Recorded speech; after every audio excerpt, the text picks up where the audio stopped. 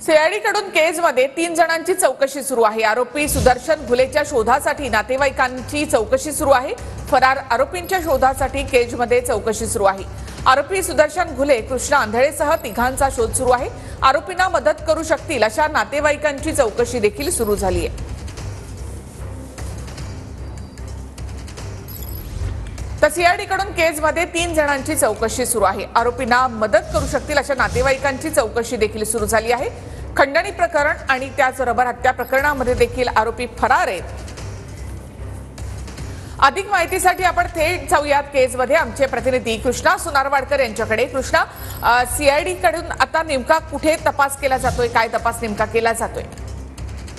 निखिल, आपण पाहतोय की हत्या प्रकरणातले प्रमुख 3 आरोपी जे आहेत, सुदर्शन घुले आणि इतर 2 आरोपींचा कसून शोध सुरू आहे। त्यांची वेगवेगळी लोकेशन जी मिळत आहेत त्या अनुषंगाने, शिवाय त्यांच्या नातेवाईकांकडून कसून चौकशी केली जाते। मात्र वाल्मिक कराड शरण येण्याआधी त्यांची सगळी बँक खाती जी आहेत ती गोठवण्यात आलेली होती। शिवाय फरार जे आरोपी आहेत त्यांची सुद्धा बँक अकाउंट सीआयडीनं गोठवलेली आहेत आणि त्यामधली जी बँक अकाउंट्स मधली माहिती असतील किंवा जी रक्कम आहे त्याची तपशीलवार माहिती प्रत्येक बँकेच्या नोडल अधिकाऱ्यांकडून सीआयडीनं मागवलेली आहे। त्याची तपशीलवार माहिती प्राप्त झाल्यानंतर त्या अनुषंगानं जप्तीची किंवा इतर जी काही प्रक्रिया आहे ती सुरू राहणार आहे। मात्र वाल्मिक कराड हे शरण येण्याआधी त्यांची सगळी बँक अकाउंट जी फ्रीज करण्यात आलेली आहेत त्यातली सर्वाधिक बँक अकाउंट ही परळी शहरामध्ये आणि आसपासच्या या बीड जिल्ह्यामध्ये असल्याचं समोर आलेलं आहे। त्याच्यामध्ये जे काही व्यवहार आहेत त्याची माहिती सुद्धा सीआयडीकडे अजून येणं प्रलंबित आहे। मात्र सुदर्शन घुले हा जो आरोपी आहे तो मागील काही दिवसांपासून फरार आहे। त्याच्या शोधासाठी आता त्याच्या नातेवाईकांकडून कसून चौकशी केली जाते।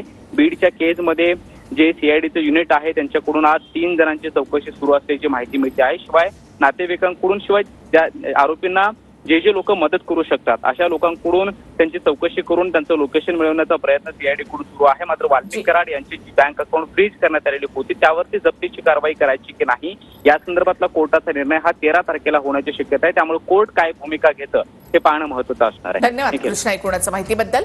तर वाल्मिक कराड आणि इतर आरोपींची बँक खाती सीआयडीने आता गोठवली आहेत। त्याचबरोबर 3 जणांची चौकशी, 3 जणांसंदर्भात चौकशी सध्या केजमध्ये सुरू आहे।